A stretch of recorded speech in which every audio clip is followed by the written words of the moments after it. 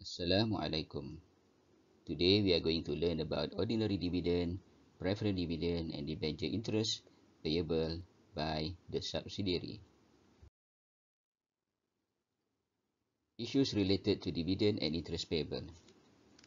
When the subsidiary declare or provided for dividend and interest, the holding company, being the investor, need to recognize or record its share of dividend and interest receivable. However, sometimes the holding company did not recognize or record its share of dividend and interest receivable until end of the year. For consolidation purpose, the holding company need to record dividend and interest receivable in its retained profit for the current year. At the same time, the subsidiary need to eliminate its dividend and interest payable with the same amount recorded by holding by debiting the dividend or interest payable and crediting dividend or interest receivable. Okay, let's look at this example. On 1st January 2020, Big Berhad acquired 75% of ordinary shares, 50% of 10% preference shares, and 50% of 10% debentures of Small Berhad for business diversification. On the date of acquisition, the retained profits of Small Berhad was 895,000. There is an additional information. Small Berhad has recorded ordinary dividend, preferred dividend, and debenture interest payable, but Big Berhad has not recorded yet. Let us look at the statement of financial position of the two companies, Big Berhad and Small Berhad. From the statement of financial position, we can see that Big Berhad has property, plant, and equipment amounting to 14,010,000, whereas Small Berhad is having property, plant, and equipment amounting to 9,701,000. And then Big Berhad is having investment in Small Berhad that comprise of 3 million ordinary shares in Small Berhad out of 4 million, so it is 75%. And the cost incurred was 7,166,400. Second investment in Small is investment in 500,000 10% preference shares, and this is actually 50% of the number of preference shares of Small Berhad. And the third one is 500,000 10% debentures at cost, and this is also 50% of total debentures in Small Berhad. In addition to that, Big Berhad is having current asset of 1,795,600, and Small Berhad is having 856,000 current asset. The equity of Big Berhad comprised of ordinary share of 8 million, 10% preference share 3 million, and retained profit 11,096,000. Whereas Small Berhad equity comprised of 4 million ordinary shares, 1 million preference shares, and retained profit of 3,704,000. The long-term liabilities of the companies comprise of 10% debentures each, amounting to 1 million for Big Berhad, and Small Berhad also 1 million. The current liabilities of the two companies, Big Berhad only has trade payables amounting to 876,000, and Small Berhad is having a trade payable of 453,000. In addition to trade payable, Small also has ordinary dividend payable amounting to 200,000, preferred dividend payable amounting to 100,000, and debenture interest payable amounting to 100,000. From the additional information just now, Small Berhad has recorded ordinary dividend, preferred dividend, and debenture interest payable. But Big Berhad has not recorded yet. We can see from the statement of financial position that in the current asset there is no amounts. There is no amounts for ordinary dividend receivable, preferred dividend receivable, and debenture interest receivable. So what we are going to do?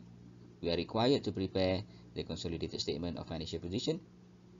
How are we going to deal with this matter? We have to start with identifying the dividend and interest payable. Identifying the dividend and interest payable by small Berhad. And secondly, identify the amount of dividend receivable by Big Berhad and eliminate dividend payable and dividend receivable. Okay, so actually we are identifying the dividend and interest payable, and we are also identifying the dividend receivable and interest receivable also. And lastly, we eliminate the dividend payable and dividend receivable, as well as interest payable and interest receivable.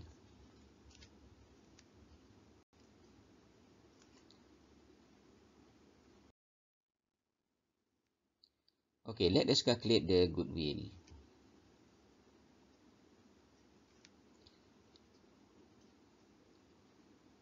So for calculating the goodwill, we are going to compare the consideration transferred plus non-controlling interest. Consideration transferred here, consideration transferred for ordinary share is 7,166,400. And then we list down the fair value of net asset of small Berhad that comprise of ordinary share capital 4 million and pre-acquisition profit of 895,000.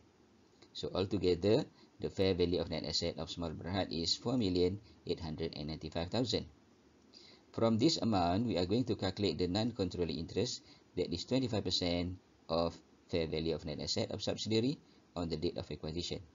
So 25% times 4,895,000, it is equal to 1,223,750. So the fair value of investment that comprise of consideration transferred plus non-controlling interest amounting to 8,390,150, and we compare with fair value of net asset 4,895,000, and the difference is goodwill amounting to 3,495,150. Okay, so for preference share and debentures, okay, even though I didn't show here, we know that for preference share and debentures there is no goodwill, there is no bargain purchase. What is next? Next, we are going to analyze the retained profit of small Berhad and retained profit of big Berhad. We analyze retained profit of small Berhad first.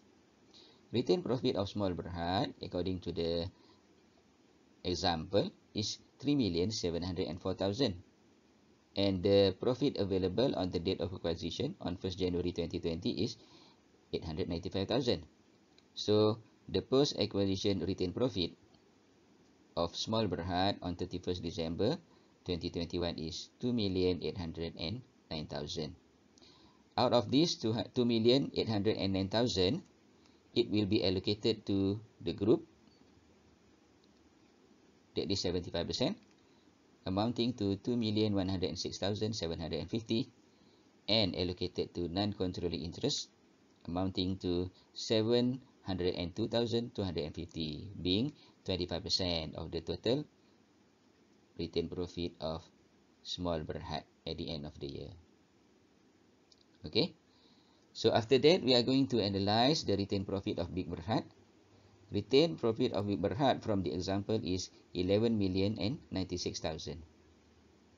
11,096,000.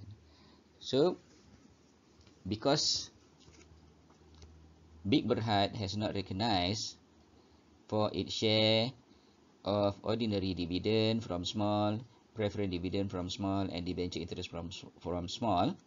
So, in this statement, we are going to include the amount of ordinary dividend receivable from small, preferred dividend from small, and debenture interest from small in the retained profit of Big Berhad.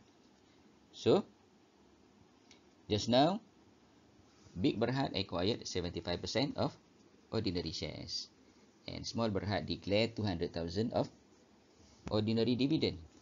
So 75% of ordinary dividend declared by subsidiary is 75% times 200,000 equal to 150,000. So 150,000 is added here. to the profit of Big Berhad. Secondly, preference dividend from Small Berhad. Small declare 100,000 preference dividend, and 50% of the dividend belong to Big Berhad, and we add here. And lastly, debenture interest from Small. Small recorded debenture interest amounting to 100,000, and because Big Berhad already acquired 50% of debentures in Small, Big Berhad is entitled for 50% of the debenture interest from Small. So 50% times 100,000 is equal to 50,000 here. So when we add together the retained profit, as per example, 11,096,000 plus 150,000 ordinary dividend from Small, 50,000 preference dividend from Small, and 50,000 debenture interest from Small. Now, the balance of retained profit of Big Berhad is 11,346,000. So this 13,346,000 will be brought to the group retained profit column and will be added to the portion of retained profit of Small Berhad that has been allocated to the group. That is 2,106,750. So altogether, the group retained profit is 13,452,750. Whereas for the non-controlling interest just now, 25% of 4,895,000 is equal to 1,223,750, and then 25% of balance of retained profit of Small Berhad is 702,250. And lastly, don't forget that the holding company is only acquiring 50% of the preference shares of Small Berhad.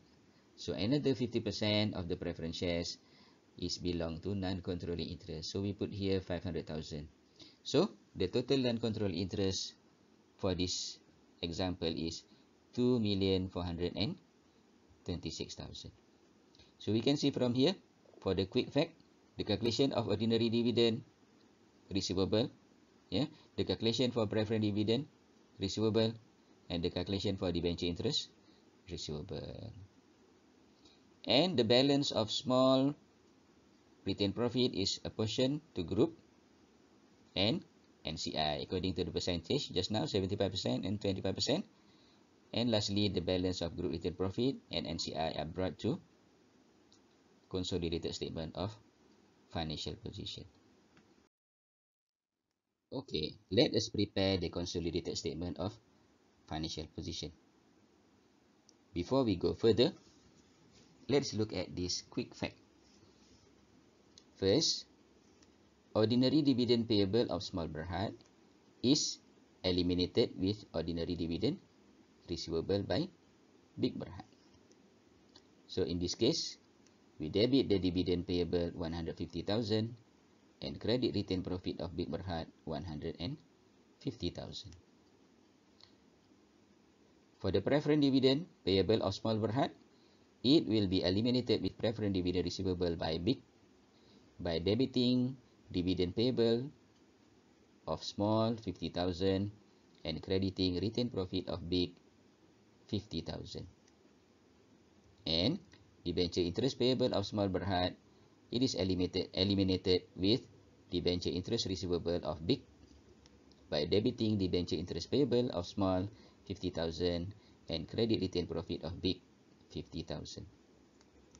The rest of the consolidated statement of financial position items, you can see the property, plant, and equipment is combination of the amount of the holding company and subsidiary company, and the total amount is 23,711,000.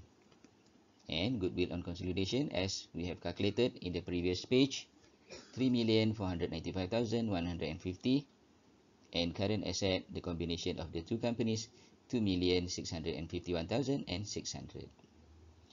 For the equity, reserves, and liabilities, the ordinary share capital of the group comprised of 8 million ordinary shares of the holding company, 3 million 10% preference shares of the holding company. And for group retained profit and non-controlling interest, the amount were brought from the analysis of financial statement in the previous page. 13,452,750 for group retained profit and non-controlling interest 2,426,000.